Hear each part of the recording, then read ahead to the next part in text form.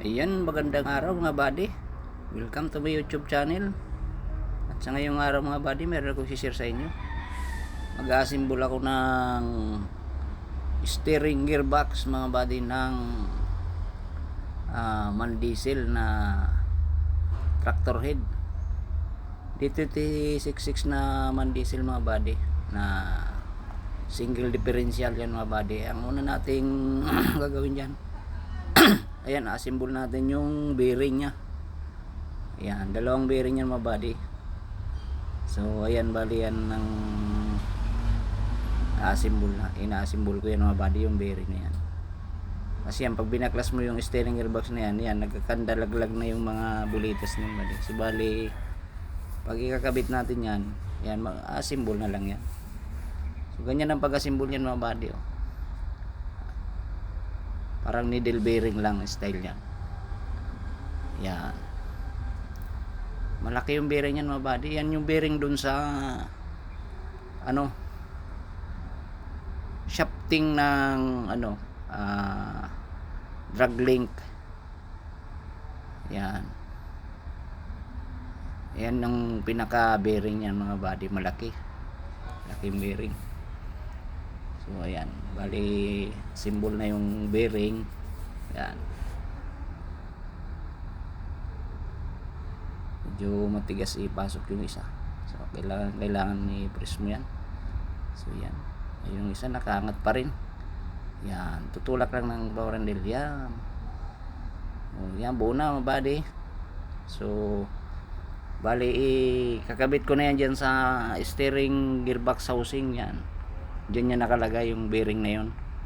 Magkabilaan yan mga buddy. Ayan.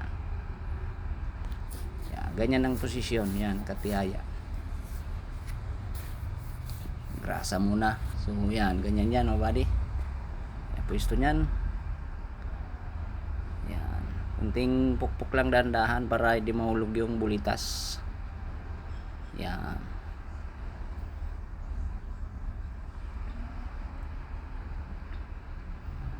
Yan, wag na pagka ganyan, gamitan na natin ng pang yan, kasi pag pinupok natin dun sa may labi ng bearing, masisira, mayuyupi yung bearing, magkakadamage sa ngayon, tatagas yung masisira yung packing yan pagka nayupi-yupi yung ng bearing. Kaya ganyan ang paglagay, kailangan mo ng pang pukpok dyan na ayan o, danda lang para hindi siya mahulog yung lumapat na yan. So ayan, nakabit na yung kabilang bearing yan mga buddy. Ayan, tapos babalik tayo naman natin yan, naman yung kabila yan mga buddy. Ipapasok na natin dyan yung pinaka shafting ng drag link. Ayan, yung may tatlong ngipin yan yung mga buddy. So yan yung iikot ng pag iniikot yung yan din yung gumagalaw-galaw din yan, kaya umiikot yung drag link shafting na yan. Yan may ngipin yan. So bali ikakabit na natin yan bago natin ilalagay yung isang bearing. Yan.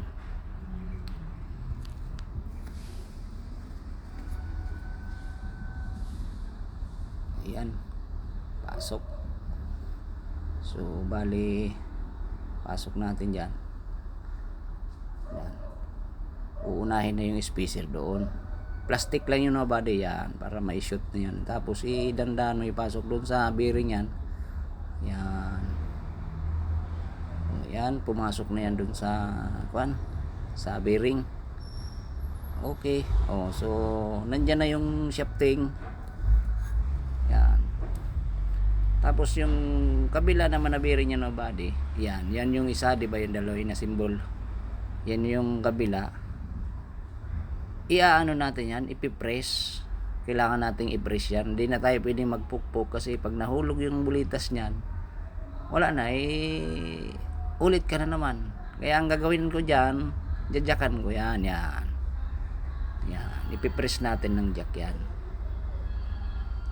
para danda lang siyang papasok, para hindi siya mahulog yung pinakabulitas niya. So So ganyan ang pag-assemble niyan mga buddy. Yan. Yung dun sa kabila, pwede naman i-press ng jack yun. Kaya, pero pwede naman ganun, pukpuk dandahan.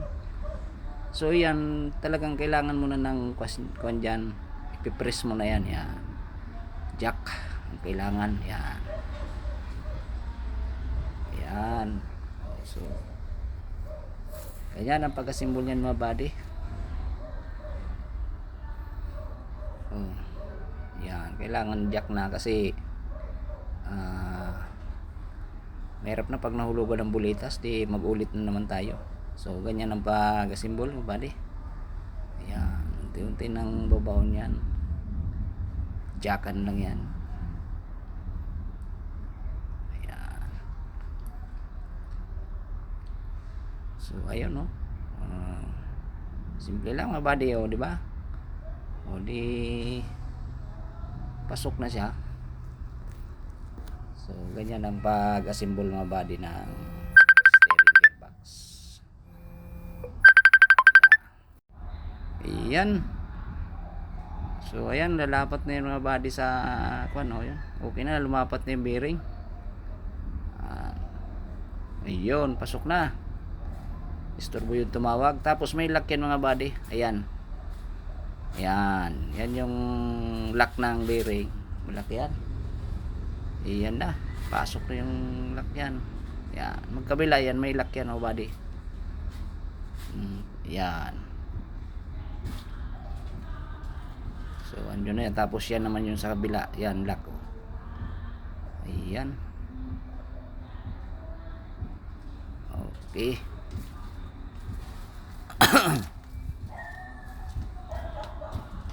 Yan, tapos ang isusunod natin dyan, yan naman na yung isang shafting. Ayun, yung bearing yun.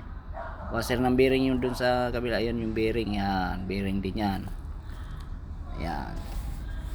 Ilalagay na yan dun sa ilalim bago natin papasok. Yan.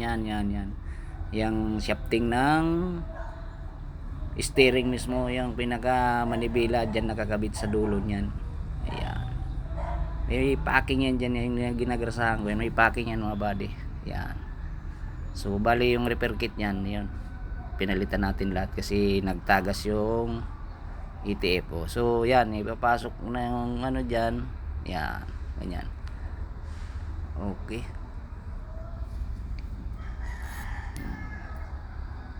Ayun yung plastic. Yan doon yan sa may ng ETF. Yan. Parang check valve niya. Yan, okay, ayan. Pumasok na yan mga buddy. Madali lang, di ba? Ganun lang. Paglagay. Yan. Grasahan kasi may o-ring yan dyan. Ay may packing. Tapos pipihitin mo yan para umaon. Galaw-galawin mo yung shafting ng ragling yan para pumasok sa yan. Yan. Ganyan. Symbol niyan mga buddy. So yan, pumasok na yung shafting ng steering mismo. Ayan, tapos tatakipan na natin yan, yung pinaka takip niya sa likod. May bearing din. Yung bearing din yun mga buddy, maliit na yun, kinabit ko. Yan.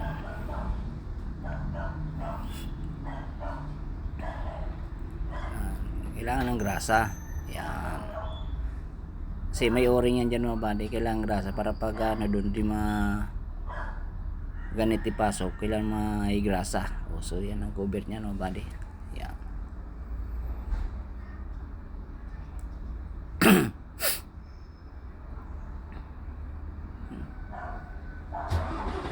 Yan. Hindi pumasok yung packing. Kailangan grasahan yung packing doon para hindi siya masakit maganit. Yan. Ayan. Tornilyo. Yan. Bali 6 na tornilyo yan mga buddy. Tapos yung pinakagitna na yan, nandyan yung fittings ng ng ETF. Yung pinakagitnang butas na yan mga buddy, dyan nakakabit yung fittings ng ETF na kakabit mo dyan yung tubo ng ETF papunta doon sa steering pump. Yan. Gamitan natin ng power tools yan. Dahan lang, balance ng pagigpit para hindi masira yung packing. Yan. So yan, ikabit na simbol na yung mga body.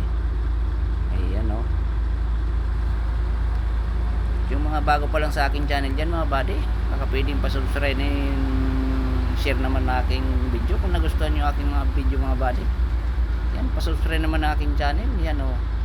Tapos lalagay naman natin dyan yung cover. Yan, may o-ring yan mga body. Ayan. Tapos yung plastic na yan, yan ang maglalak din dun sa para yan, iwas tagas din yung buwan yan, yung ETF. Yan. So ayan, kabila din meron din yan. Yan, so, balik ta rin. Yan, may cover din yan dyan. Ayan, yung malaking o-ring. Yan, yan yung pinaka cover nya. Ayan.